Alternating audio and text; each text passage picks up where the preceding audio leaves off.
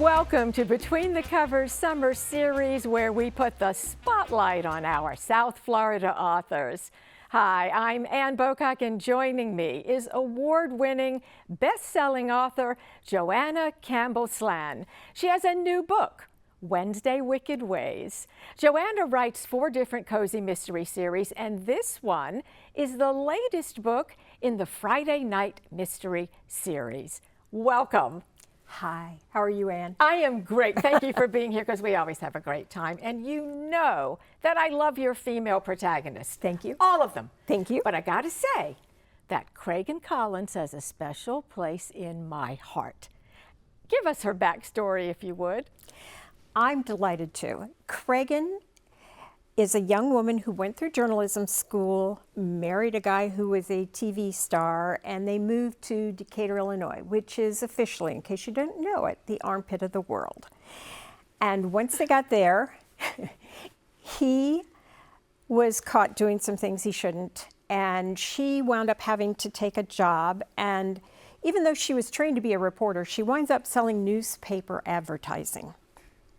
Okay, the book is in the Friday Night Mystery Club. There is a Friday Night Mystery Club. Yes, there is. She is one of the members. Give me a little bit about who the other people are in this group. They are quite an eclectic group. Yes, they are.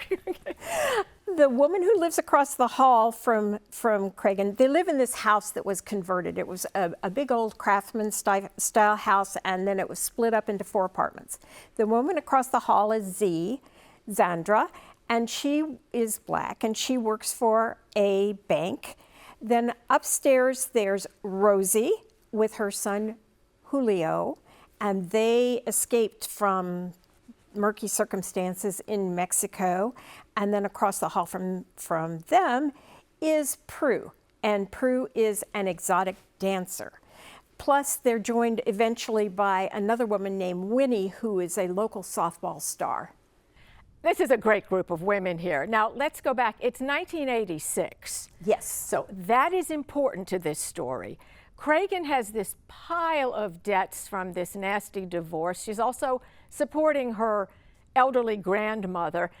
All of the women in this story are struggling in some way to make ends meet. They need their income. They need their jobs. But they're all facing sexism, and they're all really working in a man's world. So give us a little bit about that. Well, back in '86, we were told that if we wanted to have a real job, we would have to dress for success. And we were allowed onto the playground to play with the big boys. But that meant that we had to put up with certain things. And all of these women find themselves in circumstances that they're not terribly happy about. And they're really unfair circumstances. All they want is the chance to earn a living. And every time they turn around, they're hitting another roadblock. And as we said, it's sexism. Everything goes into this working situation. Did you actually work that job that Cregan has? Did you do ad sales? I absolutely did. And at the time when I was selling newspaper advertising, the newspaper was in the top 10 in the United States as for cost per ad. And Decatur was in the top 10 in the United States for unemployment. In fact, that's how I met my second husband. He was one of my accounts, and I like to say I serviced the account. All right, I love the humor. Something else that's very humorous in the book is Cregan's grandmother, who, it's not humorous that she has a stroke and she only knows one word, but it's a word that we can't actually say on public television. That's right. But you do love putting humor in. Yes, yes. The word that she says is like shoot, but it's not that word. And Cregan's grandmother, who would have never said that word under normal circumstances, is left with only that word. And Cregan reflects that with the proper intonation, that word can mean a variety of things. And her grandmother is a hoot. Her grandmother is a master at this. You write several series with women protagonists, 4 that I can think of. How do you make sure that they each have their own distinct voice? I don't know. I think it's that they're so real to me as people. And sometimes, somewhere in the writing process, I'll look at the dialogue and I'll think, oh, so-and-so wouldn't say this, and so-and-so wouldn't say that. I think it's just that you have to tune your ear towards certain things. And again, I know them very well. They're real to me. They're real to your readers, too. One thing that I think, as a reader, that they have in common is that in most cases, all of these women are trying to rebuild their lives. Yes, that's a good point. That works well for the story, doesn't it? Yes, it does, because they really have to have something, your characters have to have something to struggle against. Otherwise, there's no point to the story. And it's a delicate balance, because you don't want them to be so down and out that the book is a downer. And you want them to have spunk and have fun, which they all have, but there's still the internal struggles that they have. They're not only the physical struggles, like with pantyhose. You remember pantyhose? Oh my goodness, yes. Don't ever bring that back. Oh, you could tell if it was going to be a good day or not by whether you had pantyhose, right? That didn't have a run in them? That didn't have a run or a Yeah, snag. yeah. You've written somewhere around, and tell me if I'm wrong, 80 books? Yeah, that's what my assistant tells me. That's incredible. Yeah. But then I also read somewhere that you said it took you 30 years to write the first Friday Night Mystery. So Right. square that for me. Well, I started writing it, actually, I guess it was more like 40-some years ago, and I didn't have the skills, and I didn't know enough about how you put together a book, and I think I was too close to it. Now, when I work on this book, I have the beauty of hindsight, because I know how far we women have come, and I also know how fast we're moving backwards. So as I write this book, I think of my young nieces, and I think, what do they need to know about what happened and their part today in keeping those hard-won strides that we've made. I am so glad you brought that up, because I read it, yes, it's 1986, but there are some things that are absolutely relevant to right now.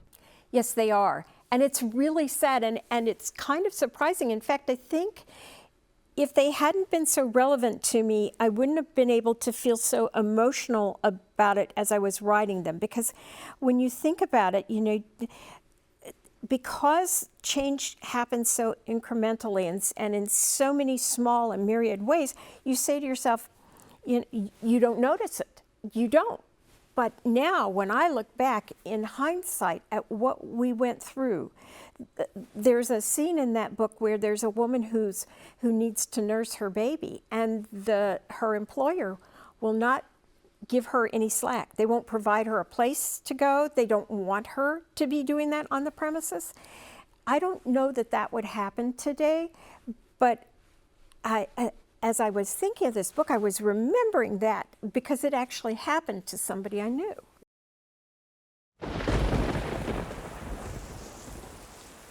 Of all your characters, who do readers say that they gravitate to the most? Oh, it's probably still Kiki Lowenstein, because there are 20 books in that series, so they've known her the longest. I think that after that it's Karamia down here in Florida, because that book is set in Florida. But I think Cragen's going to be, she's going to come into her own. And the reason I think that is because women who are grown-ups, we can look at that and say, yeah, that's the way it was. And I remember working for a man who thought he could touch my butt. I remember being asked once, do you have a bun in the oven? Which was a crude way of saying, was I pregnant? And I think that when women see that in that book, they're going to say, that was what it was like, and that's what it was like for me. That is exactly how it was like. You're a master of the cozy genre, and as much as they're comfortable, what I like is that they're character-driven. Yes. Why do you think readers are drawn to the cozy? I think that we want a happily ever after, but we don't necessarily believe that that only comes from a relationship with a man. And in cozies, there's almost always a happily ever after. There's some sort of justice for whatever crime it was. My cozies are a little edgy. They're probably on the borderline between cozy and traditional women's fiction.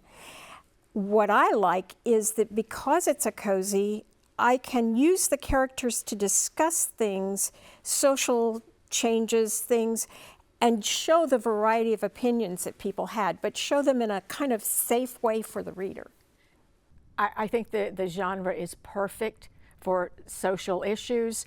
I like it because, yeah, there might be a murder, but there's always going to be justice at the end. Yes, and it will never be too gory or too gross or too miserable. It is always such a pleasure to talk to you. Thank you so much for being here. The new book is Wednesday Wicked Ways. Joanna Campbell Slan, I can't thank you enough. And Anne, it goes ditto from me to you. I'm Ann Bocock. Please join me on the next Between the Covers.